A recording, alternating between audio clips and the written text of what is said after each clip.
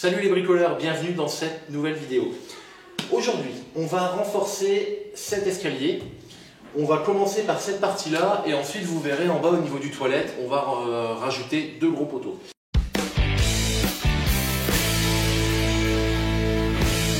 L'idée ici, c'est que ce palier tenait avec ces deux appuis ici, il venait tenir sur le mur qui était là. On a cassé le mur, forcément le palier n'est plus en appui sur la poutre qui vient ici. Donc en fait on va créer une armature ici et on va venir, donc on va supprimer ça, on va venir l'attacher ici directement. Comme ça le palier aura un appui sur de toute sa longueur sur la grande poutre qui fait tout le long de la maison. Parce que viens voir, c'est là où l'escalier commence à s'affaisser, on voit le niveau. En fait il a besoin, voilà. Donc là on va le rehausser parce que c'est à partir de ce moment là que l'escalier baisse. Je sais pas si on le voit. Attendez, là j'essaie d'être de niveau, voilà, on voit que l'escalier est tordu. Donc on va renforcer cette première partie. Notre palier sera bien fixé parce qu'il a cette partie là dans le mur. Il aura cette partie là qui repose sur la grosse poutre qui fait tout le long de la maison. Et après on pourra renforcer le haut. Allez, c'est parti.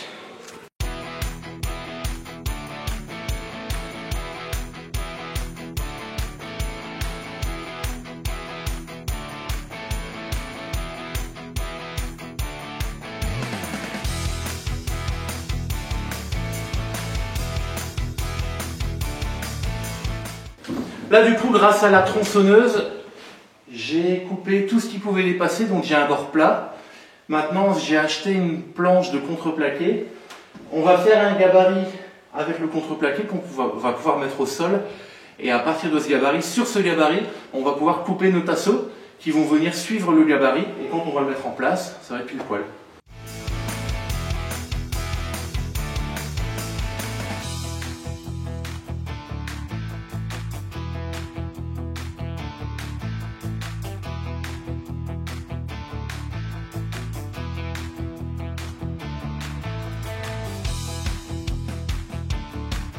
Là du coup j'ai un rapporteur numérique ou une équerre numérique, je sais pas comment on dit. Et en fait c'est génial parce que en fonction de l'angle que je prends, ici sur l'afficheur il me dit l'angle. Donc c'est très facile après à rapporter. Là techniquement j'avais pas forcément besoin d'un numérique parce qu'à partir du moment où j'ai répertorié l'angle, je le verrouille, je peux le remettre sur ma planche. Mais l'avantage c'est qu'il est très grand. Donc au moins je vais pouvoir avoir une bonne reprise de mesure. Donc là,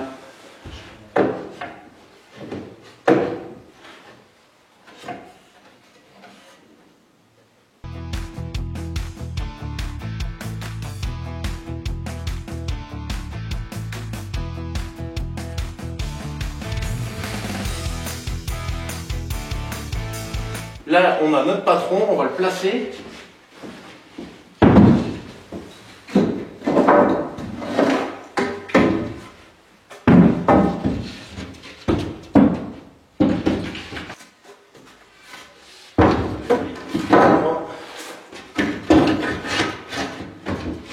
Et là, on peut suivre le patron pour faire les découpes de nos tasseaux, de nos renforts.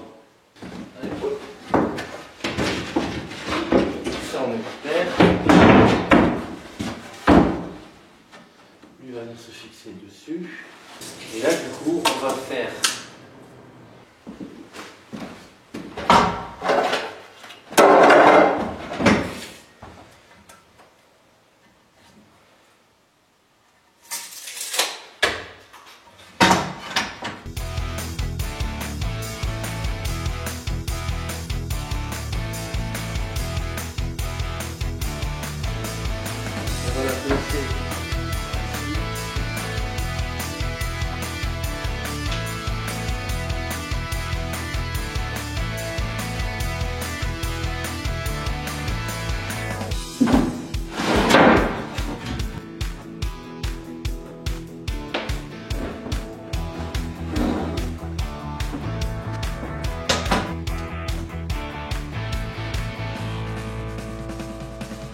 Bon là ma scie elle ne sait pas faire des angles à plus de 45, donc je dois bricoler un peu pour essayer de maintenir le profil, pour qu'elle puisse, enfin, maintenir le tasseau pour qu'elle puisse quand même couper.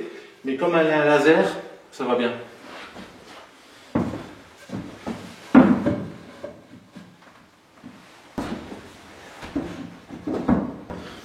Hop, et on va commencer l'assemblage.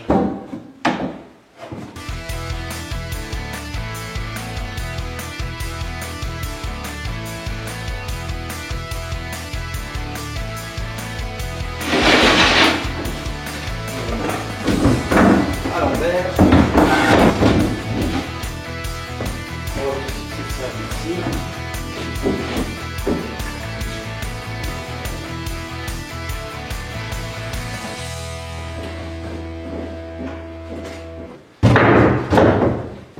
Bon là c'est impeccable. Du coup, je vais la fixer au sol. Et ensuite, on voit que la pointe de l'escalier là est un peu plus bas. On va essayer de le relever, mais l'idée c'est pas trop forcer non plus. On va essayer de rattraper le niveau avec un étai en dessous pour pouvoir le fixer. Ici.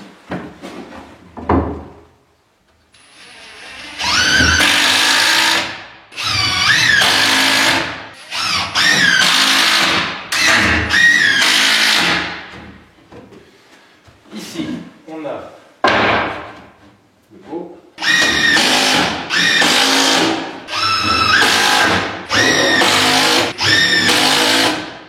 Voilà. Lui, il va venir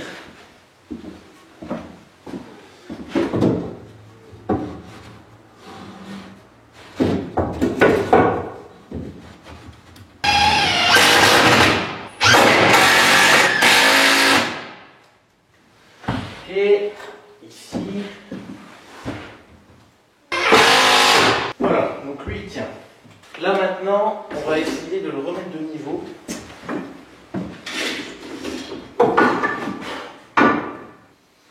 Je vais essayer de voir si je peux le lever par en dessous.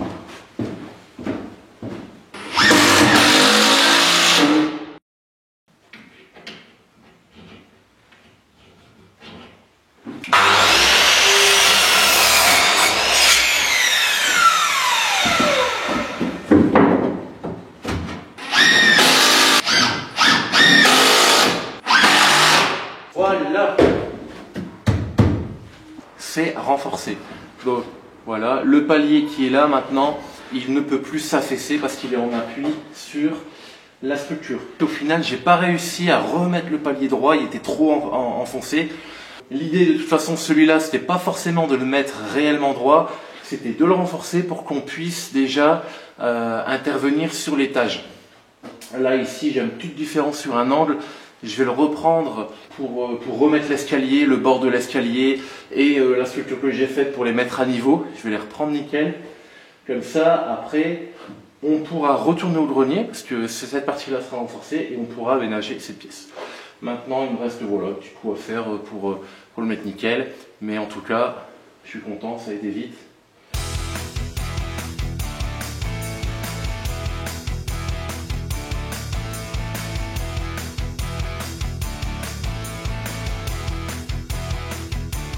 Bon voilà, c'est fait, nickel.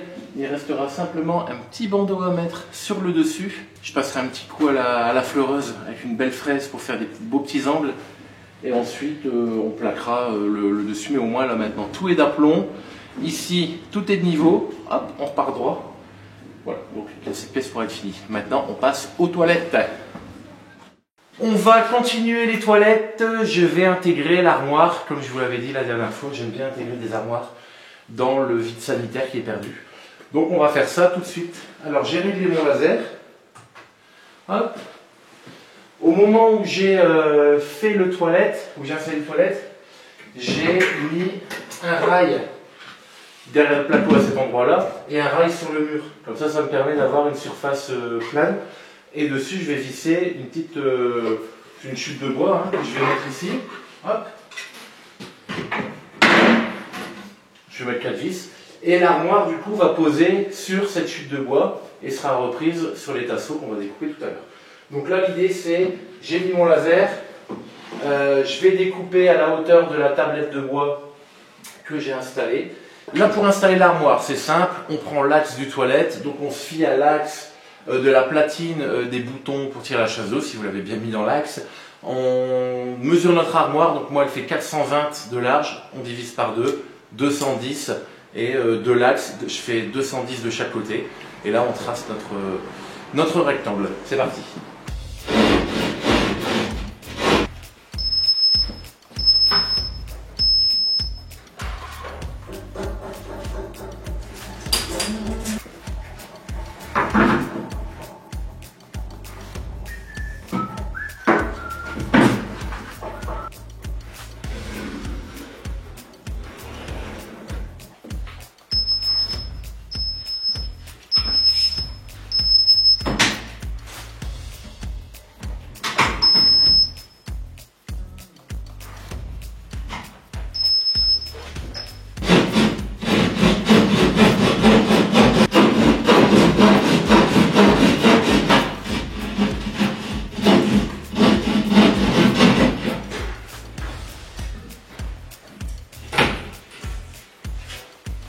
Hop là!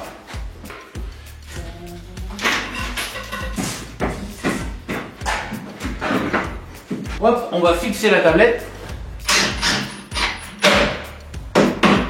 Voilà, comme ça on a une base bien solide et on va présenter l'armoire.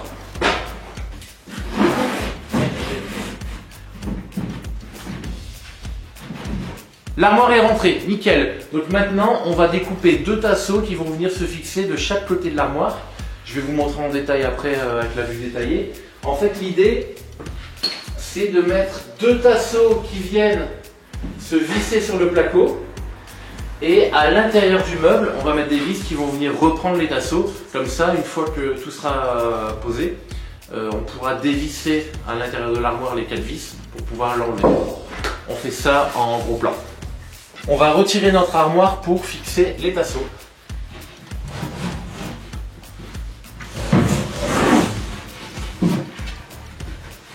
Hop.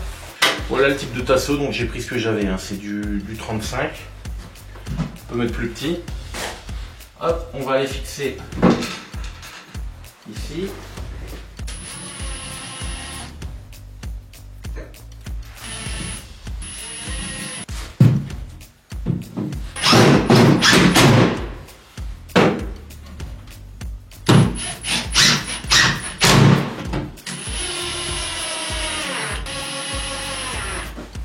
Bon, les vis ça coûte pas cher, je préfère en mettre 2 de plus que 2 de moins. Donc j'ai mis 5 vis en tout. J'aurais pu en mettre moins, mais bon.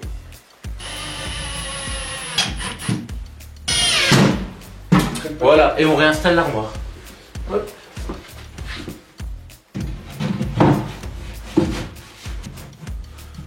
Et du coup, je mets 4 vis sur les côtés. L'idée, c'est d'aligner forcément le bord du meuble au bord du placo.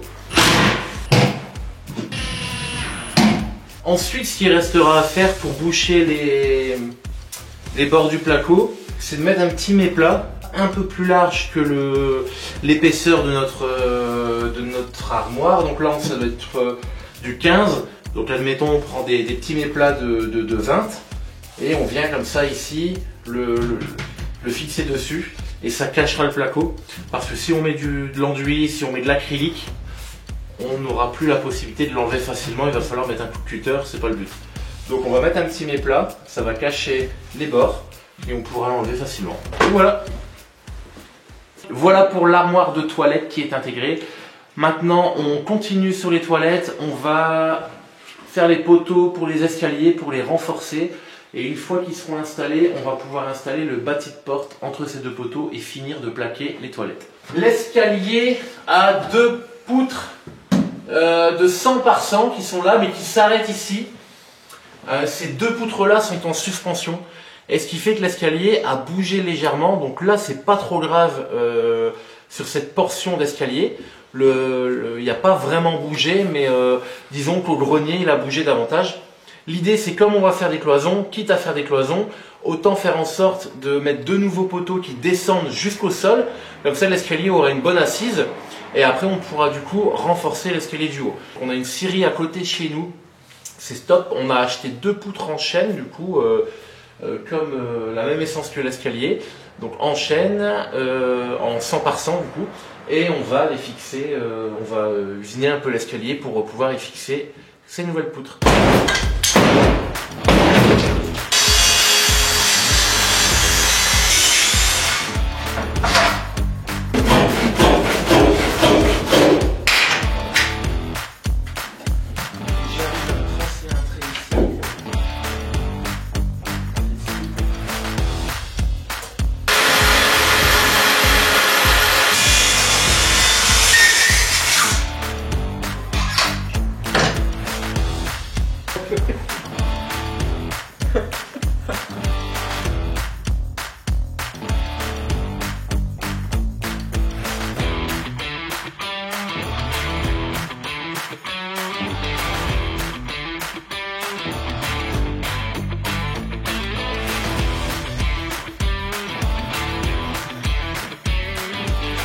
Donc pendant que l'assistant passe un coup de balai, voilà ce qu'on a fait. Et on a fait la même chose là, hop, sur l'escalier. Donc ça va venir épouser la forme, ça va être collé et ça va être vissé. L'aspect n'est pas si important parce que ça va être caché, donc on va mettre plusieurs vis. Et puis voilà. L'idéal quand on fait ça, c'est de mettre une tige filetée de part et d'autre. Et noyer donc avec des rondelles et noyer la rondelle et l'écrou dans le bois pour pouvoir venir remettre un capuchon de bois, le poncer. Le truc c'est que là on n'a pas accès parce qu'il y a une partie là qui est sur l'escalier, donc on n'aura pas la possibilité de prendre la tige filetée, donc on va le visser, mais de toute façon il y aura la cloison devant, donc c'est pas grave. Donc, je voulais juste préciser, ça marche pas. Si elle filme. Que depuis qu'il a 600 abonnés, il a estimé nécessaire d'avoir un assistant, mais je suis que son beau-frère. On va mettre un étai pour soulever, donc là je suis à 2 mm près, j'ai coupé la poutre 2 mm un peu plus grande. Donc avec l'étai je vais lever légèrement l'escalier, on va mettre la poutre en place, on va la coller, on va la visser, on va enlever l'étai, comme ça l'escalier va vraiment être en appui sur la poutre. On y va. C'est trop dur, c'est bon. C'est entièrement bon? Ouais c'est bon. Okay. Comme le sol n'est pas tout à fait droit. Voilà. Impeccable. Là on a des poutres rabotées, taille finie, elles sont à 100 mm. On a réglé notre machine pour qu'elle fasse des coupes profondeur de 50. Comme ça on va arriver ici du coup à peu près à la moitié de la poutre. On a fait le même sur l'escalier, donc 50-50 pour qu'elle puisse s'emboîter.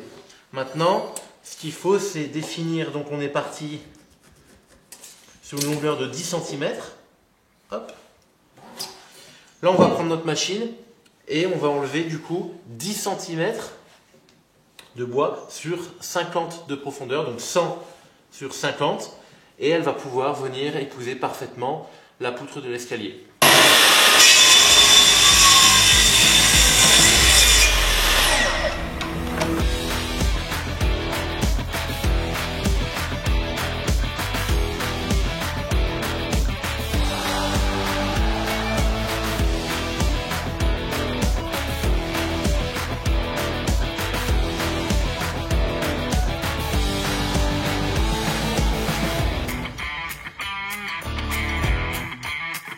On va essayer cette grosse lumière.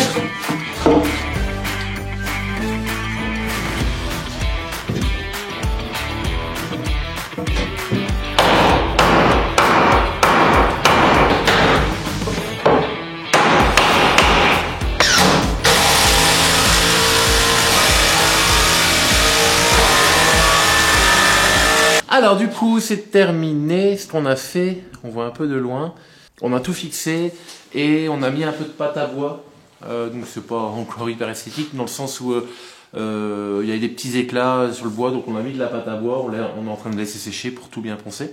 Et du coup maintenant ce qu'on peut faire c'est fixer notre rail placo sur la poutre qu'on vient de mettre, et comme ça va nous permettre de mettre le placo dans le toilette et de le fermer. Après il y aura simplement la porte à mettre entre les deux poteaux qu'on vient d'installer.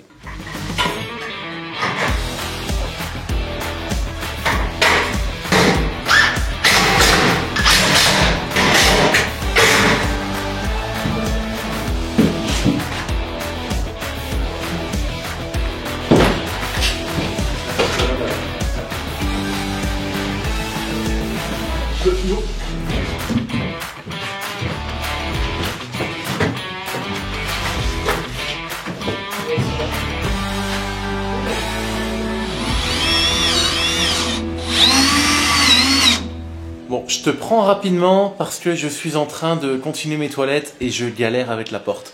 Parce que regarde, je dois faire une porte, attends je te mets bien, je dois faire une porte en angle. Donc c'est un peu casse-couille et je vais te montrer pourquoi. Alors, hop. Donc là j'ai fait mon armature, l'armature qui va accueillir la porte. Forcément entre les deux poutres, il n'y a pas la largeur adéquate pour la porte. Si je veux prendre une porte de 83, il n'y a pas assez de place, et une porte plus petite, la 73, c'est trop petit. Donc j'ai dû doubler ici avec des rails. Et pour couronner le tout, le plafond ici, j'ai dû le railler aussi parce que c'était pas droit du tout. Et donc ici, en fait, j'ai ajouté de la pâte à bois. J'ai retaillé un peu la poutre du haut. Je vais te montrer en détail. Voilà, la poutre d'origine de l'escalier était un petit peu plus large que la poutre que j'ai achetée, que j'ai ajoutée. Donc voilà, j'ai dû la tailler au ciseau à bois. J'ai mis de la pâte à bois, couleur chêne, mais de toute façon, tout l'escalier va être repeint. On a fait la même chose de l'autre côté. Hop. Et ce que j'ai fait ici, regarde, j'ai avancé un petit peu. J'ai mis une petite lumière avec une enceinte intégrée, comme ça, quand on sera aux toilettes, on pourra faire de la musique s'il faut. Et du coup, j'ai refait aussi une armature ici que je vais isoler. Et j'ai rattrapé parce que là, on voit en fait, je suis collé et ici, hop, j'ai dû vraiment tout décaler parce que le toit n'était pas droit. Donc voilà un petit peu, là c'est isolé, c'est plaqué. Je vais devoir isoler, plaquer cette partie-là. Une fois que tout sera fait, je pourrai faire... Il n'y a pas beaucoup de place, c'est pour ça que je ne filmais pas parce que pas beaucoup de place. Et ensuite ici, il y aura le mur qui va venir fermer ici. Je le mettrai après. Mais là, on va s'attaquer à la porte. Voilà, normalement mes armatures sont bonnes, tout est d'équerre, tout est de niveau. On repart sur quelque chose de droit. Je vais te montrer une petite astuce pour prendre tes angles. Tu prends un bout de carton, tu le mets, bon tu prends ton bord, le bord le plus droit, tu viens le mettre devant, face. Regarde, ici c'est l'angle que j'ai besoin. Là j'ai ma référence, mon bord droit. Ici je dois le découper. Donc, petit coup de cutter. Tu as ton angle. Et en fait, ce qu'il faut faire, c'est le diviser par deux. Donc pour le diviser par deux, c'est simple. Tu le replies sur lui-même. Alors j'ai pris un carton un peu épais. L'idéal, c'est de prendre une feuille ou un carton moins épais. Hop. Et là, tu as ton angle divisé par deux. Donc tu viens sur ton... Tu viens sur la pièce de bois que tu as besoin de découper. Hop. Tu le traces. Et après, tu n'as qu'à faire un trait de scie. Si tu as une scie à onglet, moi par exemple, ma scie à onglet, elle ne permet pas de faire des angles aussi importants. Donc je vais le tracer sur le bois et je vais décaler mon bois pour que justement la scie elle puisse venir faire son trait de coupe dessus. Et grâce à ça, hop, je vais pouvoir le tracer. Bien sûr, si tu as une équerre avec rapporteur d'angle numérique ou autre, tu peux le faire avec cette manière-là. Mais si tu es à poil, bah voilà, une petite astuce. Voilà, tu vois, nickel. On va l'installer. Bon, ici c'est simple. Comme j'ai déjà mis le placo, je vais le mettre à fleur du placo à l'intérieur.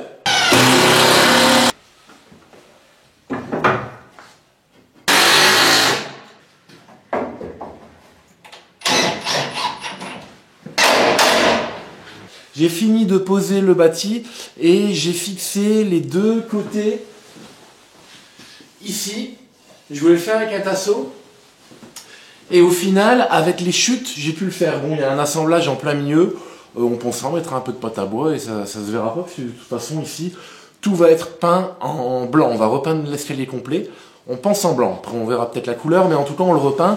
Donc, s'il y a différentes couleurs de bois, là, j'ai mis une bande de placo, il y a le bois de l'escalier, il y a le bois du bâti, et il y a le bois des différentes poutres qu'on a ajoutées. Donc, ça fait plein de couleurs différentes. On va tout uniformiser en blanc. Ce que j'ai fait ce matin en off, parce que j'avais pas beaucoup de place, c'est que j'ai découpé la porte. J'ai juste fait un trait de scie avec la tangente. Bon, bah c'est facile, hein, de toute façon. J'ai pris les mesures. Et on va l'installer de suite pour voir ce que ça donne.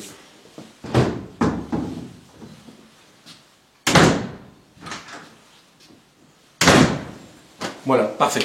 Donc c'est parfait, la porte passe. Bon, je suis embêté d'avoir découpé en plein milieu dedans, là, au niveau des moulures. Je pouvais pas faire autrement de toute façon. Et encore une fois, cette porte aussi, encore une couleur différente, mais le fait de tout peindre va... de peindre tout de la même couleur va uniformiser l'ensemble et ça va faire beau. On a un écart là, pas de problème, c'est parce que ici le sol va remonter d'au moins 20 cm. Normalement.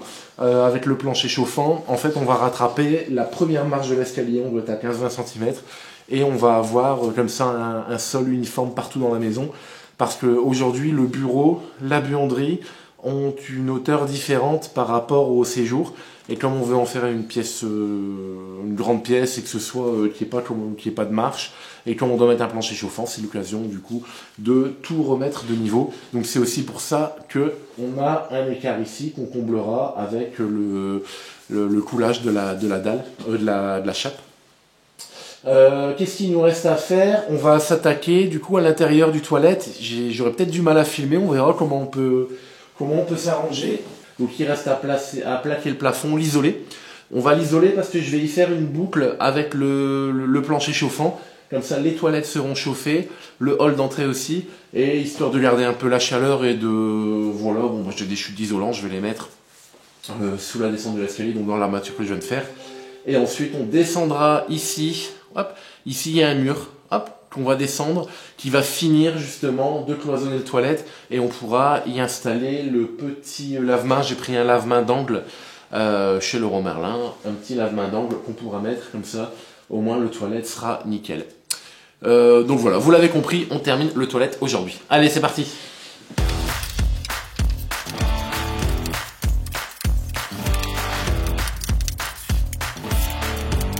Là, on est sur un enduit de rebouchage.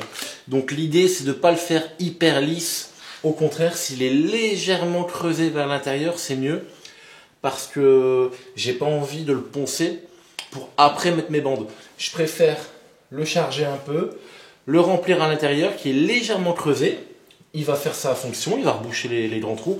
Et ensuite, avec l'enduit pour la bande à joint, lui, on va le charger un peu. Il va rattraper les derniers petits, les derniers petits millimètres. Non, on va pas le creuser de plusieurs millimètres, mais il va rattraper le fait qu'on ait creusé un peu l'enduit de rebouchage et on aura une belle finition. Parce que si on peut éviter d'en mettre trop et de devoir poncer, parce que le ponçage c'est chiant, ça fait de la poussière, donc si on peut éviter de poncer, c'est mieux. Voilà, c'est fini. Donc tu as vu, hein, c'est pas nickel, mais c'est pas le but non plus. Le but c'est de boucher les trous. J'ai bien raclé, ils sont légèrement creusés, et quand ce sera sec, mais surtout je vais attendre un peu parce que là on a encore des températures négatives. Pour l'enduit de rebouchage c'est tout juste, mais pour mes enduits de lissage et de bande à joint, je vais quand même attendre qu'il fasse un peu plus beau, un peu plus chaud surtout, pour pouvoir les appliquer. Donc de toute façon le toilette il est fonctionnel. Comme ça on va pouvoir passer à l'installation du lave-main. Un lave-main se pose à environ 85 cm du sol. Attention, sol fini. Nous, il ne faut pas oublier qu'on a entre 15 et 20 cm de dalle. Donc il faut prendre ça en compte, plus l'épaisseur du carrelage. Bon, on n'est pas à 1 cm près, mais voilà. Donc ici, moi, je m'étais fait des repères. Du toilette, il faut que j'ajoute 13 cm. Plus le carrelage, 14. J'arrive à une hauteur de 99. Je fais une marque. La marque qu'on a fait, c'est le point le plus haut. Donc ça va être le bord ici. À partir de cette marque, on va mesurer ici l'entraxe de ce trou. Donc on va descendre. Là, ça me fait, je mesure avec vous. Allez, ça me fait 5,2 cm. À partir de là,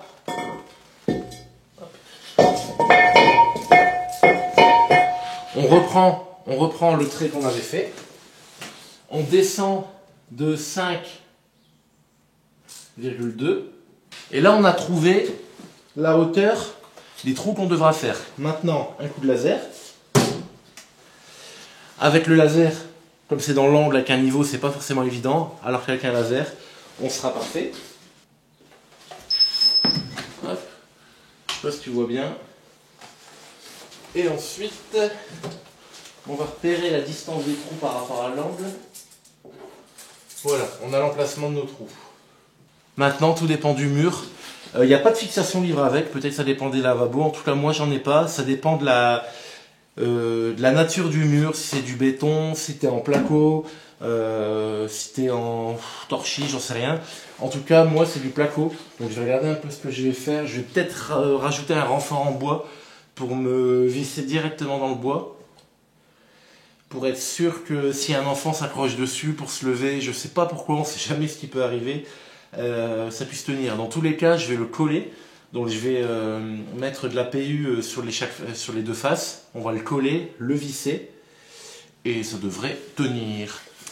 Là, j'ai découpé un petit bout de contreplaqué que je vais venir fixer derrière la cloison. Donc j'ai un accès, ça c'est pratique, pour pouvoir faire un renfort. Là de ce côté-là, j'ai réussi à mettre la vis parce que derrière le placo, j'avais un mur de briques et j'ai réussi à aller me reprendre dans la brique. Donc ça c'est parfait. Là pour ce côté, je vais mettre un bout de bois et ça va être impeccable. Voilà. Maintenant qu'on sait qu'il passe, on va préparer la colle.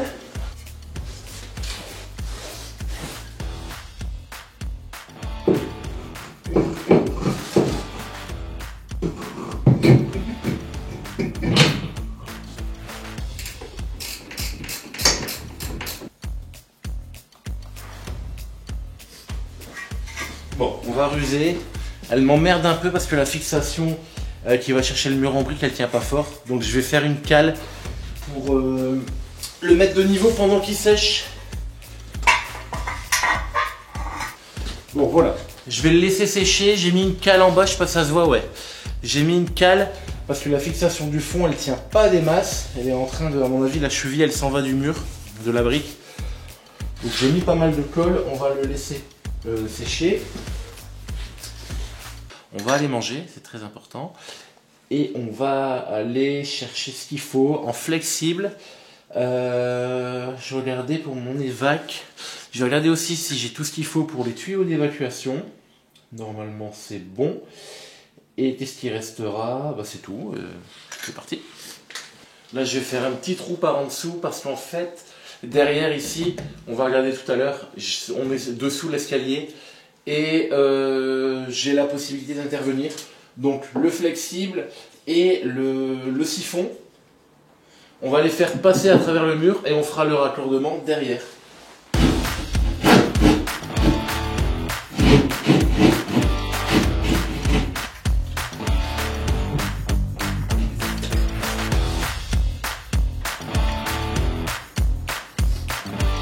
Hop, pour cette partie-là, c'est bon. Voilà, c'est beau, c'est propre. Maintenant, on va passer de l'autre côté du miroir. On a notre flexible qui sort ici et notre évacuation de l'évier. Et là, on le voit, ouais, l'évacuation qui va vers le tout à l'égout. Donc c'est simple, on va raccorder là. Hop, là, je vais le faire en biais. De toute façon, on est sous un escalier. Ce sera du rangement par la suite. Donc si le tuyau il est un peu en biais, c'est pas grave. Là, je sais pas si on le voit, mais on voit la platine en bois où il y a la vis qui dépasse. Peut-être que par la suite, je la couperai si c'est un rangement. Pour l'instant, l'important, c'est que ce soit fonctionnel. Découper mon tuyau ici. Un petit coup de ponçage. Je vais essayer de ne pas trop me mettre devant pour que tu vois. Pareil, dans le petit coude à 90. Bon, moi je mets ma colle dans la partie femelle. De toute façon, la partie mâle elle est contre le mur. Je vais mettre de la colle partout sur le mur sinon. Et il n'y a plus qu'à emboîter rapidement.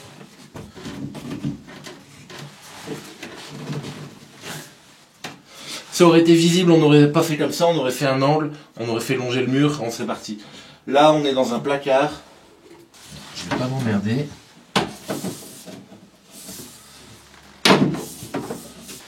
Donc le tuyau multicouche, je vais quand même le fixer sur le mur. Parce qu'en fait, avec la pression d'eau, il pourrait être amené à claquer si on ne le fixe pas. Donc on va lui mettre deux petites fixations.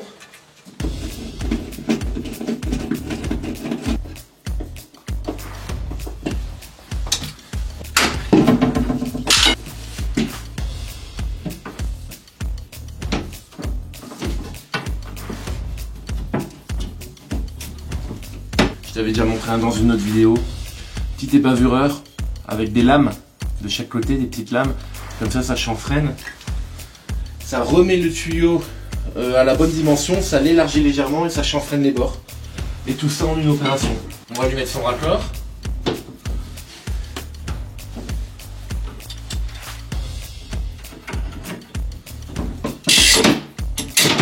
Voilà.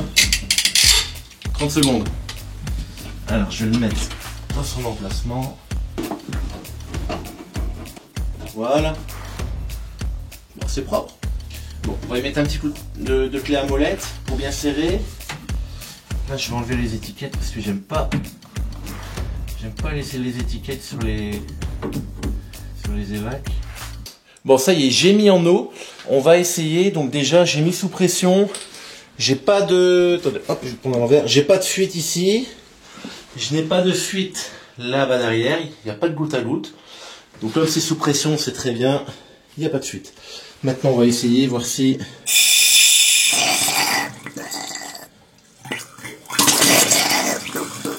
On va aller doucement pour que ça éclabousse partout. On va le laisser crachouiller. Voilà pour le toilette. Il nous reste une dernière chose à faire. Je vais laisser couler l'eau le temps que le circuit évacue tout l'air. Il nous reste une dernière chose à faire. Alors je vais essayer de te montrer, mais il n'y a pas beaucoup de recul. C'est les baguettes autour de cette armoire pour pouvoir la démonter. Si je mets ma caméra comme ça, il y a moyen de voir. Ouais, je vais essayer de te placer. On va aller chercher la scie, on va aller chercher les baguettes, on va les coller et les clouer sur le meuble. Et notre toilette sera terminée. Il restera que les enduits par la suite à faire. Mais au moins, on aura un truc de terminé. Allez, c'est parti. Alors, j'ai découpé des petits méplats comme ça, des petits champlats, je sais pas comment on dit, avec des angles à 45 de chaque côté. On va lui mettre un peu de colle à bois et on va venir le clouer comme ça, juste à fleur du meuble. Comme ça, ça va cacher ici les angles avec le placo. Mon angle en haut, j'ai un gros jour là, normalement ça va cacher. Et une fois peint, ben, ça fera une belle finition. Et en plus, comme il sera fixé que sur le meuble et qu'il débordera sur le placo, on pourra enlever l'ensemble. Là, du coup, je vais mettre un peu de colle. C'est de la colle à bois, hein, classique. Bien faire attention de ne le mettre, d'en mettre un petit peu et de le mettre que sur le côté où il y aura le meuble. Parce que si on en met sur l'autre côté, ça va coller sur le placo. Et le jour où vous voudrez enlever le meuble, on va pas le faire. Alors, du coup, je le pose.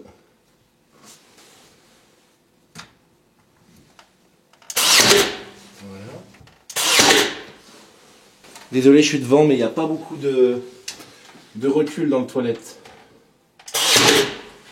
Et franchement, petit couloir comme ça. Encore une fois, hein, c'est du Ryobi. Je suis très content. J'utiliserai peut-être pas pour une utilisation professionnelle parce que si on l'utilise tous les jours, je pense pas que ce soit fait pour. Mais là, franchement, pour ce que je fais avec, c'est génial. Ça m'aurait fait mal au cul de m'acheter une marque pro, un Bosch Bleu. Je sais pas si Festool en fait ou je sais pas, une vraie bonne marque de pro. Payer 3 fois plus cher et l'utiliser comme ça une fois de temps en temps. C'est dommage. Donc parfois il faut savoir juger. Et le jour où je sais pas, je ferai autre chose et que je m'en servirai tous les jours et que je verrai ses limites, ce sera peut-être à ce moment-là qu'il faudra que j'investisse dans un modèle pro. Mais pour l'instant, je suis très content. Bon, on fait la même chose pour ici. On va bouger le PQ.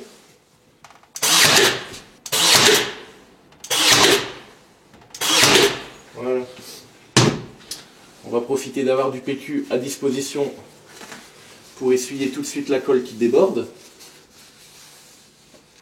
Bon, je te dis, pour avoir une mesure précise, parfois ce bout-là, le bout du mètre, il bouge là en fonction de si tu appuies ou si tu tires. Donc tu as toujours une petite marge. Moi, quand je fais des mesures précises comme ça, je pars du 10. Tu sais, tu décales tout. Tu te mets sur le 10. Ça fait 51,6. Donc ça te fait 41,6. Faut pas oublier de l'enlever. Voilà, parfait. Je vais découper ça, j'arrive tout de suite.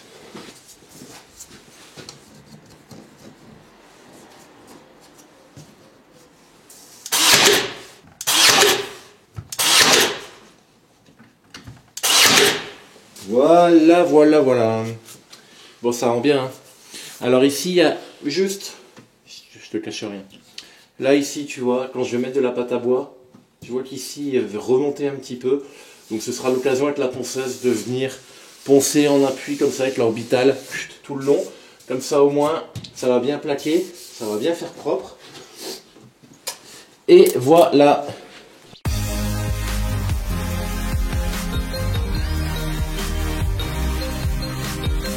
Voilà pour le toilette. On a encore quelques finitions à faire, mais il est fonctionnel. On le finira, comme je l'ai dit tout à l'heure, dans le futur, quand on reviendra dessus et que l'étage sera fini. On va se concentrer maintenant sur l'étage.